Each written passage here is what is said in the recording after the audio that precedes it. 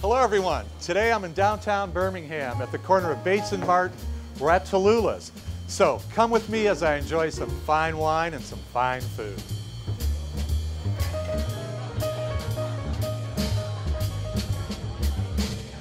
Mindy, thank you so much for sharing your table today with us. Well, thank you, Chef Tom, for coming. Tallulah's. All I know about Tallulah's is Tallulah Bankhead. Well, Tallulah was named, actually, my grandfather called me Tallulah when I was a child, and he was very dear to my heart. And I thought, what a great name for a restaurant. And yes, it was Tallulah Bankhead that he So you were kind of rowdy. to. I was a little rowdy. How long have you been here, and what made you open up here?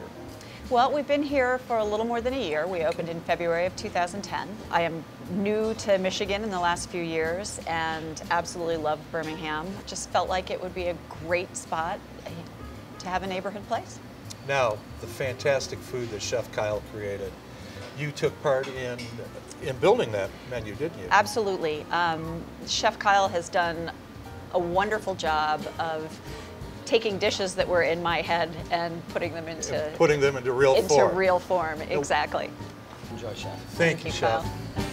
One of the popular dishes at Tallulah's is hanger steak with heirloom mushrooms. A cut of hanger steak is placed on top of the grill for 3 to 4 minutes with occasional turning. Hanger steak comes from the underside of the beef cow and are known for the rich flavor. While the steak cooks, Chef cuts off a bunch of white clamshell Alba mushrooms to heat up in a pan. Once the mushrooms are done, a salt-roasted baked potato is set aside. The steak is removed from the grill and sliced on an angle, revealing perfectly cooked cuts with minimal sear on the outside. Plating begins as the baked potato is cut open. Strips of steak are added, a house-made balsamic vinaigrette demi-glace is ladled alongside. A sour cream sauce is added to the potato, and fresh chives are sprinkled on top. This exceptional dish is complete as the heirloom mushrooms are layered over the cuts of the hanger steak. Comes out very, very tender, Oh, doesn't it's it? beautiful. You've got one of the largest wine lists around. Yes, we do. I'm very proud of our wine list. We have about 170 wines by the bottle and 60 by the glass. We also have a retail store and tasting room next door, Tallulah 2, where we sell all of our wines and do tastings on the weekends. Now, you source a lot of your product locally, don't you? Yes, we do. We source as much product locally as we possibly can.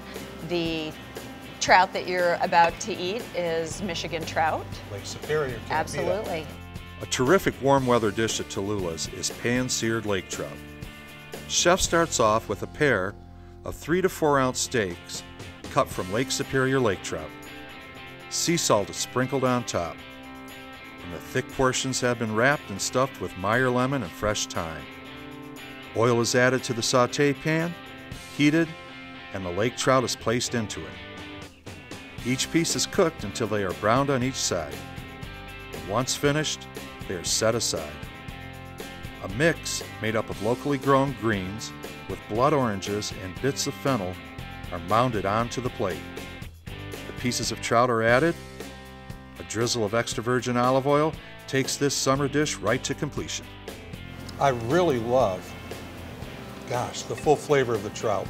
The trout's beautiful. It's It's my favorite. Your concept, everyone talks about restaurant concepts. You've got a totally different approach because you're in a little neighborhood here, right? Absolutely, absolutely. We very much have a neighborhood feel. One of the things that I love is that at our bar, any night you may have people that are in their 20s or people that are in their 80s, and they're carrying on a conversation and feeling quite at home. Don't mean to interrupt, but I'm going to. The Meyer lemon in the ricotta gnocchi. It's great. And you make it in-house. House-made ricotta gnocchi starts off being heated in a pan. A pinch of salt gets tossed in, and as the gnocchi heats up, fresh green peas are added. Flavor is enhanced with the juice squeezed from a lemon. All the contents continue to sear as they get flipped a few times. A light brown crust forms on the edges of the pasta. Butter is added to form a rich coating on the outside of the ingredients. Fresh mint is sprinkled on just before plating. Michigan baby carrots are placed on the side, along with a garnish of fresh greens. A piece of sliced lemon tops off this scrumptious dish. What I like about the gnocchi is that not just the Meyer lemon, but the combination with the fresh mint. Yes.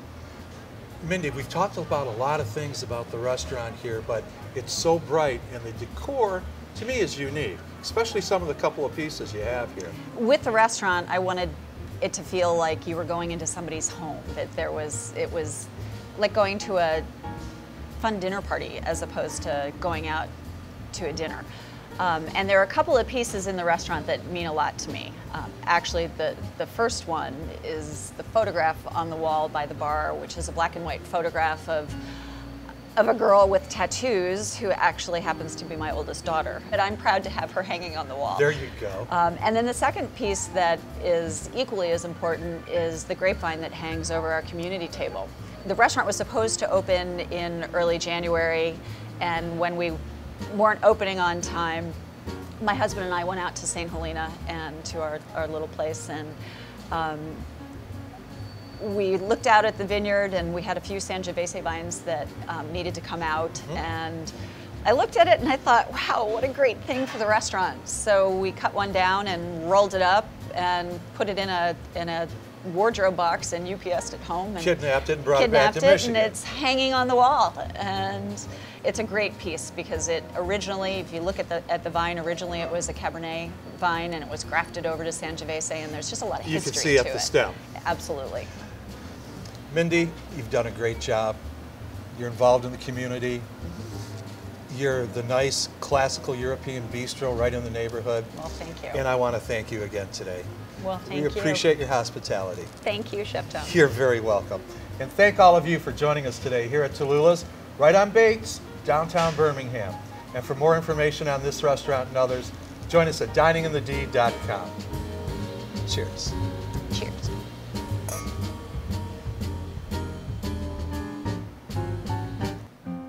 Today I'm privileged to have two sommeliers with me. Our good friend of the show, Michael Schaefer, the wine counselor. Nice to see you, Chef Tom. Good to see you again. And the in-house sommelier for Tallulah's, Antoine. Chef, nice Pleased to meet you.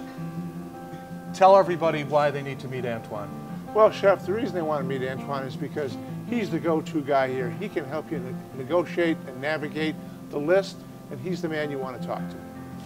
Antoine, tell him what your job is here, man. Make it easy, take the intimidation factor away from him. Well, wine can be very intimidating, so what we try to do here is make it a little more approachable. The easiest way for me to do my job is to bring somebody a taste of wine and figure out whether they want to go lighter, sweeter, heavier, drier, and then figure out what they're having for dinner. A very good note of a good wine house, as Michael, you've mentioned earlier on other shows, ask for a taste. Exactly, always ask for a taste. When I come to Tallulah's and you're helping me out, if I pick an entree, will you be kind enough to pair that entree Sure. with a wine? Would love to. We actually, in our menu, offer both classic and avant-garde pairing, something a little different or something that would take you back to the region where the dish is from. There's value added for coming to Tallulah's. Exactly. Well, thank you very much. We appreciate your help today. Thank you, Chef.